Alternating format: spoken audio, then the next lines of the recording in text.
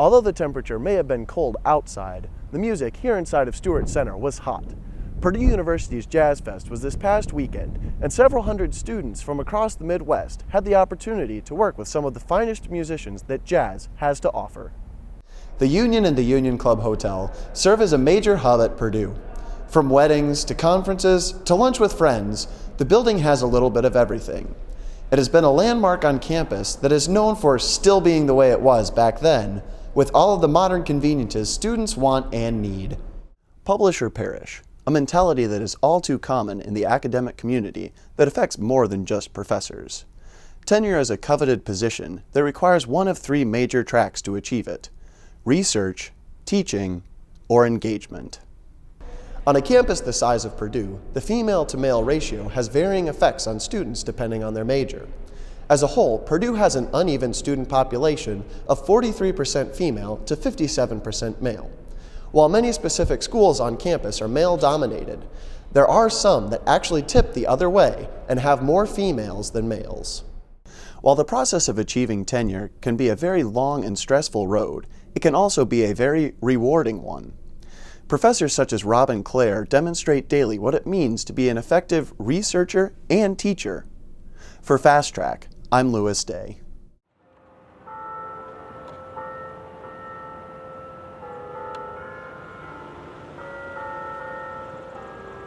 May, the time of year when Purdue seniors graduate and leave campus to begin a new chapter in their lives.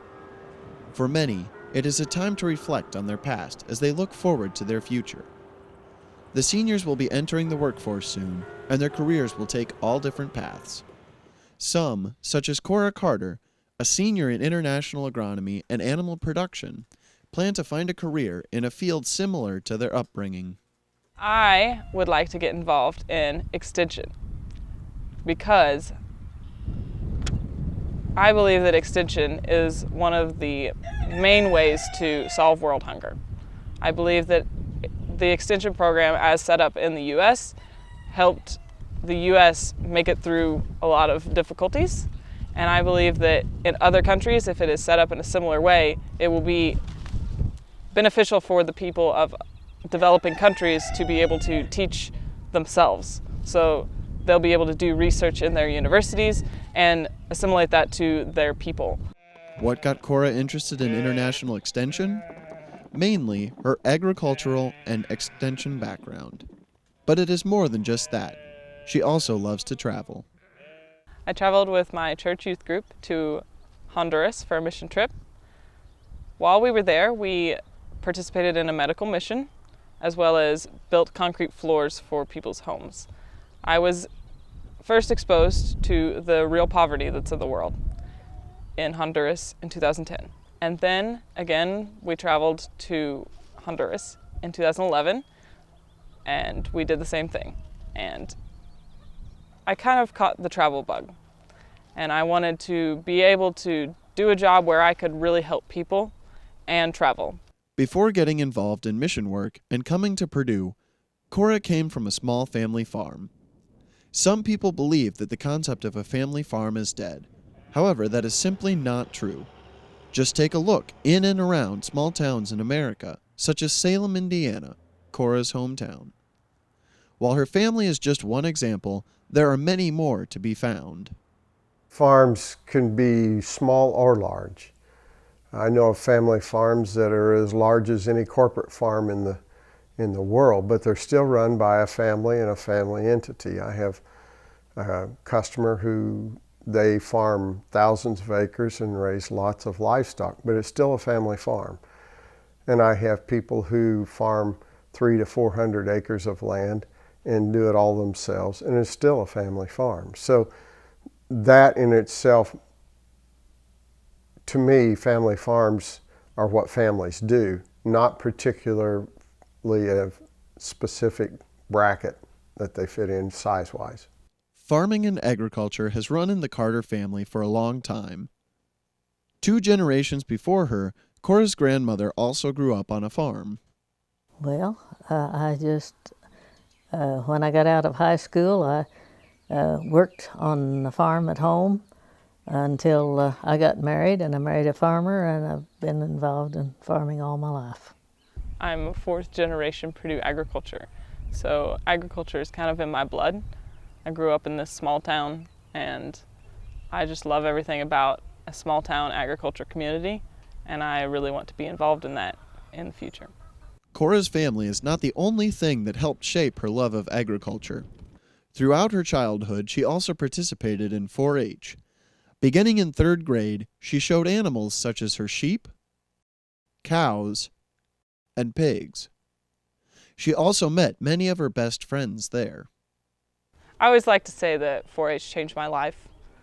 I started 4-H the summer after my 3rd grade year, and I was a pretty shy little kid, and I didn't have a lot of friends, and school was super easy for me because I was pretty smart and none of the other kids were really, and so they gave me a hard time about that. And then I got to 4-H and everybody was like me. Everybody liked animals and everybody was smart and everybody had fun, and we got to do all these cool things together, and I made a lot of friends in 4-H. Between her world-class education at Purdue, her days in 4-H, and her family's history, Cora is more than ready to continue the tradition in her family of farming. She is one of many graduating seniors heading out to feed the world through agriculture and farming, and she believes that a job in Extension will help her help the world. Cora and her peers are a new generation ready to keep family farming alive. Agriculture is a family tradition as much as it is an individual promise to help others. Agriculture is we always say it's a way of life. You have to think in terms of agriculture. It's not something that anyone just off the street can understand. A lot of times the return to that investment is nothing compared to the stock market or other investments. It's a love. You love the land, you love working with the land, you love working with the people that you're involved with. And it gives you great satisfaction when you can accomplish these things. For Fast Track, I'm Lewis Day. The Union and the Union Club Hotel serve as a major hub at Purdue. From weddings to conferences to lunch with friends, the building has a little bit of everything. It has been a landmark on campus that is known for still being the way it was back then, with all of the modern conveniences students want and need. The first part of the Union was built in 1924, making this year its 90th anniversary. However, the hotel is not far behind. As part of the 1929 addition to the Union, a wing was added that started the hotel. The main Union building opened in 1924, but additions were underway to the building pretty much right away, and the first wing of 60 hotel rooms was one of those, and it opened in 1929. Although the building may be old, both the hotel and the Union keep up to date through renovations. These come in different forms, from changing a couple things to making a major change.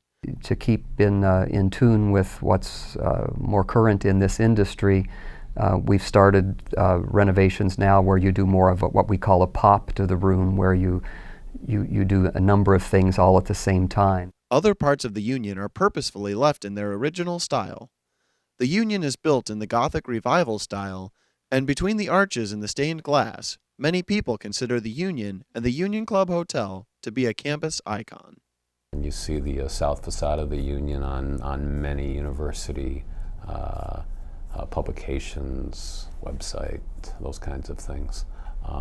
I think the architecture itself, the Gothic Revival architecture of the Union is very well received. Again, Pond and Pond were the architects from Chicago. They also did University of Michigan and Michigan State University. The Union remains a landmark on campus to this day. In addition to the Union's fame, some notable Purdue alumni have frequented the Union Club Hotel over the years. We have had, the first one that kind of comes to mind, Orville Redenbacher, the popcorn king, has stayed here. A number of the astronauts have stayed here many times, and in fact it looks like we'll be working with an astronaut reunion coming up here in just a couple of weeks. Other than famous alumni, Many other groups use the Union and the hotel over the course of a year. Conferences, alumni, departments on campus, and even wedding parties use the Union. I think it's the mission of the Union. It means a lot of things to a lot of different people. I mean, we are a hotel, we are a caterer, we are a conference center. We do have a bowling area and billiards area, and we have lounges for students. But the heart of it is community building. That's really what this union's mission is. Community building includes preparing some students for the future. The Union Club Hotel has partnered with Housing and Tourism Management to create a lab experience in addition to their internship program that was already in existence. For Kelsey St. John, this means working at the Union once a week for 3 hours, gaining valuable insight into her future career. I'll be learning about all the different departments of the hotel, and it's something that I've been leaning towards, but I'm not 100% sure if I like it or if I really want to go with it. But so far I like it, and it's interesting to learn and think, oh, this is what I could be doing. The Union presents a look into history and tradition while looking forward to the future. It is a bridge between new and old, student and alum, the public and the university. For Fast Track, I'm Louis Day.